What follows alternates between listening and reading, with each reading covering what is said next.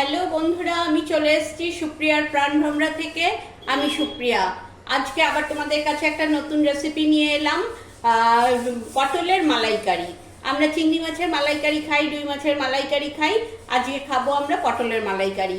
সেই জন্য দেখো আমি পটল নিয়েছি, পটলগুলোকে এরকমভাবে ছাড়িয়ে নুন হলুদ মেখে 10 মিনিট ধরে রেখে দিয়েছি। আচ্ছা, একটু পেঁয়াজ লাগবে, পেঁয়াজ কেটে রেখেছি, ঘিয়ের ওপর হবে, ঘি রেখেছি, তোমার কোকোনাট মিল্ক লাগবে সেটা রেখেছি, একটু গরম মশলা লাগবে, দই লাগবে, কাজু কিশমিশ বাটা লাগবে, আর আদা পেঁয়াজ রসুন কাঁচা লঙ্কা বেটে রেখেছি। এবার আমি দেখাচ্ছি কিভাবে শুরু। আচ্ছা, কড়াই গরম হয়ে গেছে, আমি কড়াই গ্যাসে বসিয়ে কড়াই গরম হয়ে গেছে, আমি সাদা তেল দিয়ে দিচ্ছি, তেলটাও গরম হয়ে গেছে। এবার পটলগুলো হালকা করে ভেজে নেব। এই দেখো,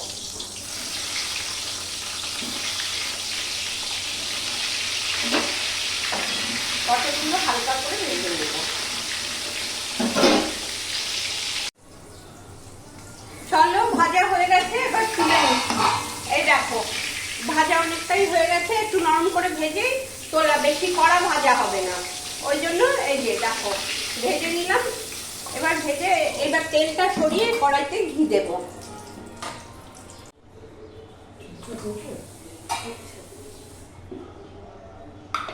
এই দেখো আমার কড়াই গরম হয়ে গেছে, কড়াইতে এবার ঘি দিয়ে দেব। এই যে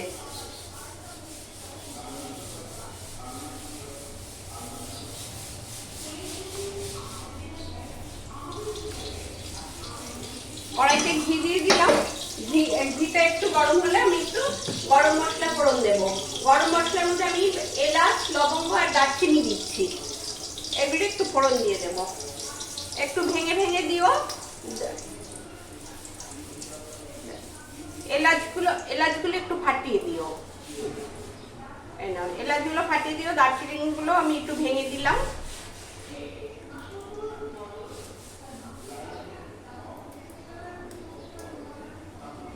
গ্যাসটা কমিয়ে রেখো, না তখন গরম মশলাটা ফাটবে। আচ্ছা, গরম মশলাটা ফোড়ন দিয়ে দিলাম। এবার তোমার পেঁয়াজটা দিয়ে দেবো, কিছুটা কাটা পেঁয়াজ, আমি একটু মিডিয়াম সাইজের পেঁয়াজ আমি ঝুড়ি ঝুড়ি করে কেটে রেখেছিলাম, ওই পেঁয়াজটা দিয়ে একটু ভেজে নেব। পেঁয়াজটাকে একটু লাল হতে দেব। এই দেখো, পেঁয়াজটা একটু লাল হবে। পেঁয়াজটা একটু লাল হয়ে এসছে, এবার আদা পেঁয়াজ রসুন বাটা যেটা বেটে রেখেছি, আদা পেঁয়াজ রসুন কাঁচা লঙ্কা একসাথে বেটে এর মধ্যে নুন একটু মিষ্টি দিয়েছি, হলুদ দেয়নি, হলুদ দিও না। এই যে এবার এটা দিয়ে দেব।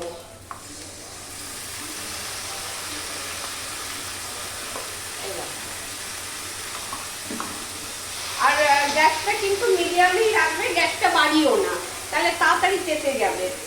ভালো করে ধীরে ধীরে কষাতে হবে।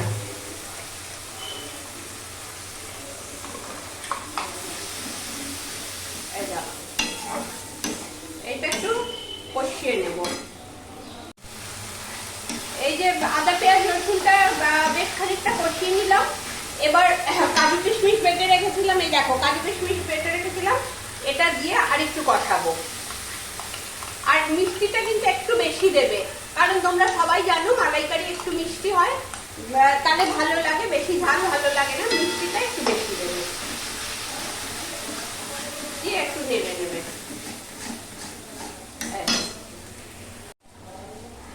আচ্ছা, কাজু কিশমিশ কষিয়ে দিয়েছি। এবার এই যে পটলগুলো ভেজে রেখেছিলাম, এই ভাজা পটলগুলো এর মধ্যে দিয়ে দেবো। এই যে ভাজা পটলগুলো দিয়ে এটা একটু নেড়ে তারপরে দইটা দেবো।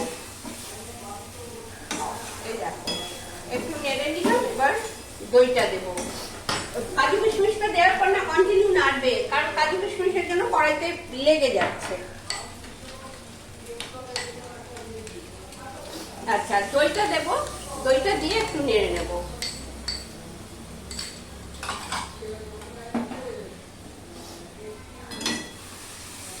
এই দেখো দইটা দিয়ে একটু নেড়ে নিচ্ছি।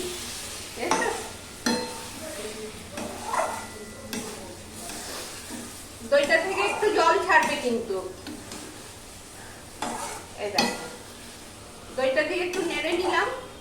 এবার আমি নারকেলের দুধ দিয়ে দেব।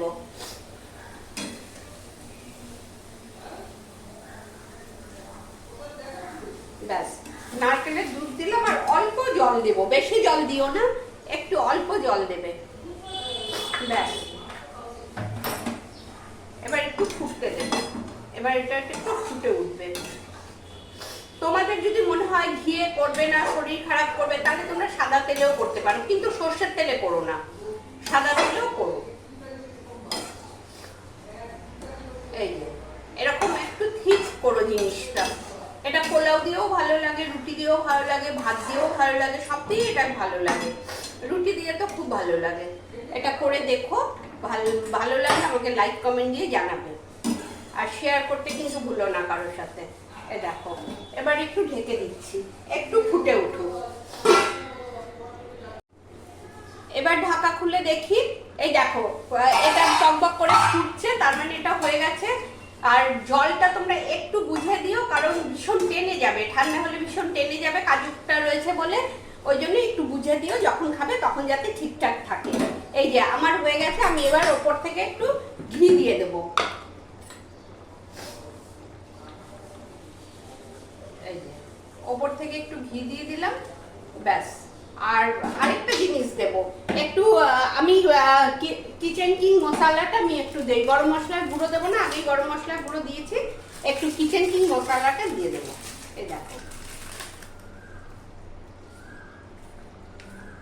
ব্যাস হয়ে গেল আমার রান্না।